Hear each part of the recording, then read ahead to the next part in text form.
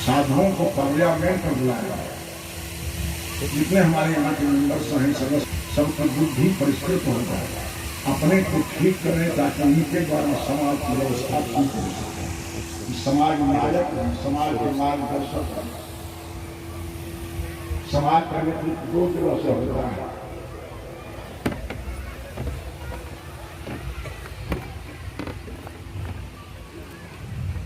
विधायकों के विधान, प्रशासन और ज्ञान। समाज सुधार के 3 साधन हैं।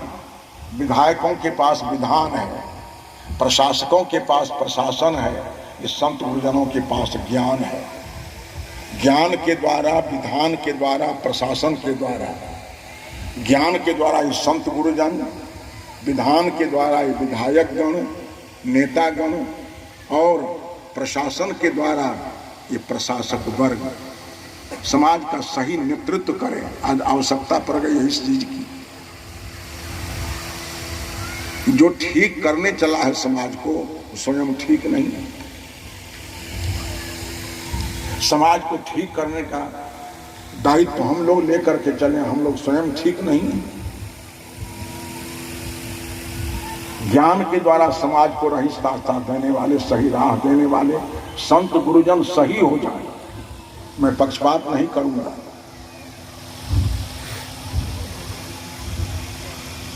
समाज सुधार के अग्रगामी संत लोग या सही तो हो जाए।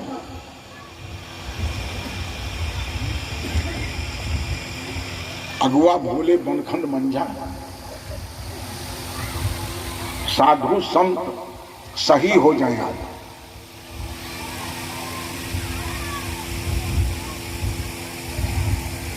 बेगूसराय में था, सदानंदपुर गांव है। बहुत दिन से वहां के लोग कह रहे थे साहब हमारे यहाँ समय दीजिए, हमारे पास तो समय का अभाव। एक आदमी समूचा भारतवर्ष का बाहर,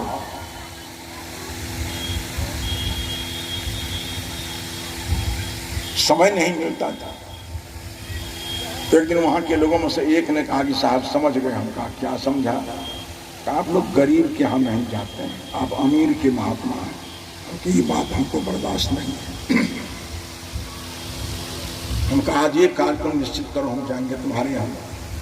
जब मैं वहाँ गया, जैसी परंपरा अपनी अपनी होती है, एक बार वशिष्ठ मुनि आए रामचरितमानस में, जहाँ राम सुखधाम सुहाए, अति आदर रघुनायक किन्हा, पद पखारी पादोदक लिन्हा। हमारी संस्कृति का ये नियम। पूजन जहां आते हैं पैर धोते हैं। सोई चरणोदक भवन छिटावा, जग पावन हरि शीश चढ़ावा। इसी नियम के अनुसार सारे लोटा पानी कठोर कंधा पर गमछा लेने आएगी मेरे पैर धोने। पैर भी धो रहे हैं, साहेबंती भी कर रहे हैं, आज अपने गांव की प्रशंसा भी कर रहे हैं। साहब हम लोग सब के सब दुधाधारी वैष्णव हैं, हमकी बड़ा अच्छा है भाई। अब पैर धोते हैं लोग, साहेबंदी करते हैं। बंदी करने वालों में एक आदमी का हाथ नहीं था जो खैनी के खलिहान से खाली। सारे पैर धोने वाले, साहेबंदी करने वाले खैनी खोर समिति के सदस्य। मैंने कहा कि तुम लोग दुधाधारी वैष्णव कैसे हो भाई? ये तंबाकू नहीं छोड़ सके वैष्णव कैसे हो गया? इतनी गलत चीज को नहीं छोड़ सके हो, तंबाकू खोरी नहीं छोड़े हो, धूम्रपान नहीं छोड़े हो, नशाखोरी नहीं छोड़े हो, तुम वैष्णव हो कैसे गए? तो भक्तों से मैं बात कर रहा था, भक्तों का गुरु बेचारा एकांत में बैठा हुआ था। समझा सर हमारे विषय में कुछ चर्चा चल रही है, साधु आकर सामने खड़ा हो गए और हमसे कहता है साहब हम ही इन लोगों को चेताए हैं कि चेता कर निहाल कर दिया, क्यों चेतलो अग्नि से कहता। इन लोगों को चेता करके निहाल कर दिया, तुम चेते हो कि नहीं। उनके भक्तों में से एक ने कहा कि यही गुरु महाराज हैं, 2 डिब्बा सिगरेट रोज पीते हैं। ये हम साधुओं की स्थिति है। साधु ही शाम को चलते चलते आते हैं, सेवक से कहते हैं बड़ी थकान हो गई है, शरीर में थकावट लगती है, जरा गरम गरम चाय पिला दो। अरे साधु बाबा, तुम ही जब चाय पीते हो, तुम्हारा चेला शराब पिए तो कौन अन्याय करता है।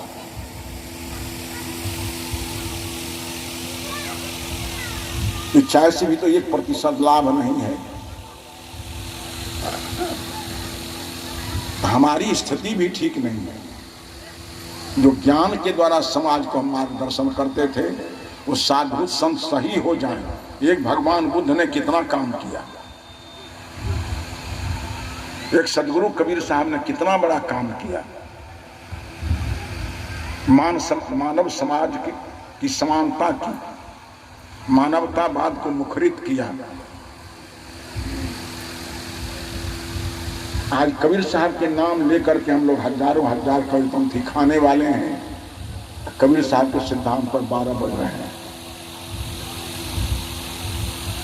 हम सही हो कहां पाए हैं। एक बुद्ध ने लंका, चीन, जापान, दुनिया के आधे दर्जन देशों को बौद्धिस्ट बना दिया। आज बुद्ध के नाम पर हजारों लोग रोटियां खा रहे हैं। बौद्ध धर्म का क्या हो रहा है। तो हम साधु संत सही हो जाए, समय की मांग है। समाज का नेतृत्व करने वाले नेत्री वर्ग सही हो जाए, इनका नेतृत्व सही हो जाए। और जो प्रशासन करने वाले प्रशासक वर्ग हैं, उनको तो निवेदन करके मैं कहूँगा कि आप अपनी प्रशासन पद्धति को ठीक करो कि दुनिया का अनाचार कदाचार आज बंद हो जाए। एक दरोगा जी हमारे यहाँ आए थे, चर्मकार थे, जिसको मोची कहते हैं, राम। बनमनखी थाना में आ गए। उन्होंने कहा कि पहले सुन लो, हम चमार हैं। हमारे बाबूजी चमार थे, मरा हुआ जानवर का चमड़ी छीलते थे। उन्हीं का बेटा हम हैं। जो गड़बड़ करोगे तो हम जिंदा आदमी के चमड़ी छीलने वाले हैं। एक दरोगा का प्रशासन प्रक्रम ठीक हो गया। मुझे याद है उसके कार्य क्षेत्र में रात भर लोग चलते हैं, कोई पूछने वाला नहीं है तुम कहाँ से आए हो, कहाँ जा रहे हो। कोई भैंस लेकर दूसरे की फसल चराने वाला नहीं। एक दरोगा जी के ठीक हो जाने पर सारे चोर लोग घर में घुस गए थे। कहीं राह जानी नहीं, कहीं डाका जानी नहीं, सब सारा बंद हो गया। एक प्रशासक ठीक हो गया। अगर हमारे देश के सारे प्रशासक वर्ग ईमानदारी से प्रशासन करे, इतना अन्याय कहाँ होगा। प्रशासन ठीक नहीं है, प्रशासन करने वाले प्रशासक ठीक नहीं है, राजनीति करने वाले राजनेता ठीक नहीं है, ज्ञान की चर्चा करने वाले ज्ञानी गुरुजन सही नहीं है। सब में कहीं न कहीं कमजोरी आ गई है। आज हमारे शिक्षक गुरुजन हैं, विचार करें, क्या शिक्षा का यही रूप होनी चाहिए?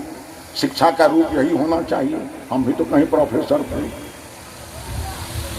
हम भी तो किसी कॉलेज में पढ़ा रहे थे। तो देश और विदेश में कार्य के जाल बिछ गए हमारे। तो 2001 में मैंने यूनिवर्सिटी से त्याग पत्र किया। हमारे विद्यालय के छात्र निकलते तो उसकी पहचान होती थी, मालूम पड़ता अमुक विद्यालय का एक छात्र है।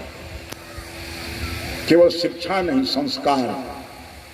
हाथ जोड़कर मैं आज के शिक्षकों से, गुरुजनों से निवेदन करूंगा, प्रणाम करके, कि आप शिक्षा देते हैं, आपको मैं प्रणाम करता हूं। लेकिन गौर करें, केवल शिक्षा है, संस्कार नाम की चीज नहीं है। क्या आज के शिक्षार्थियों को मातृ पितृ भक्ति पूजन का संस्कार है, समाज सेवा का संस्कार है, ईमानदारी का संस्कार है, नशा दुर्व्यसन नहीं करो इसका संस्कार है? खाली शिक्षा से क्या होगा? आज शिक्षा को संस्कार युक्त बनाना है, एक अभियान चलाना है शिक्षा क्षेत्र में भी। जो हिंदू यूनिवर्सिटी की स्थापना हुई बनारस में, संस्थापक हमारे मदन मोहन मालवीय जी हर एक विभाग में प्रोफेसर काम करते थे, उसमें वाइस चांसलर थे। 1 रुपये प्रतिमाह वेतन लेते थे मदन मोहन मालवीय जी। ये भारतीय संस्कृति के पूर्वधार लोग हैं। 1 रुपये प्रतिमाह वेतन वाइस चांसलर। सभी प्रोफेसरों से कहा तुम खगोल भूगोल समाज शास्त्र अर्थशास्त्र छात्रों को पढ़ाओ अपने विभाग में। हर एक विभाग में सप्ताह में 1 दिन मैं क्लास लूँगा ताकि हिंदू यूनिवर्सिटी में पढ़ने वाले लड़के एक अच्छा मानवीय संस्कार लेकर के यहाँ जाए। चरित्र का प्रशिक्षण देते थे, संस्कारी बनने का प्रशिक्षण देते थे।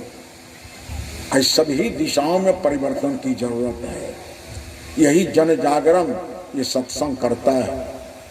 एक बात समझो, तुलसीदास जी ने कहा है जहाँ संत तहाँ तीर्थ राजू, जहाँ राम वहाँ अवध निवासु। संत है ना अखंड स्वरूप जी, जहीं जाते हैं वहीं तीर्थराज प्रयाग बना देते हैं। इसके पहले कौन कौन थे? गरैया में थे, प्रत्येक वर्ष में गरैया जाता था, उसको ही तीर्थराज प्रयाग बनाए हुए थे। किसी कारण से चले आए यहाँ भी तीर्थराज प्रयाग बना दिया। संत का तो काम है, जहाँ जाएगा वो तीर्थ बसाएगा। और तीर्थ का मतलब होता है तरंती जे न जस्मिन, जिसमें और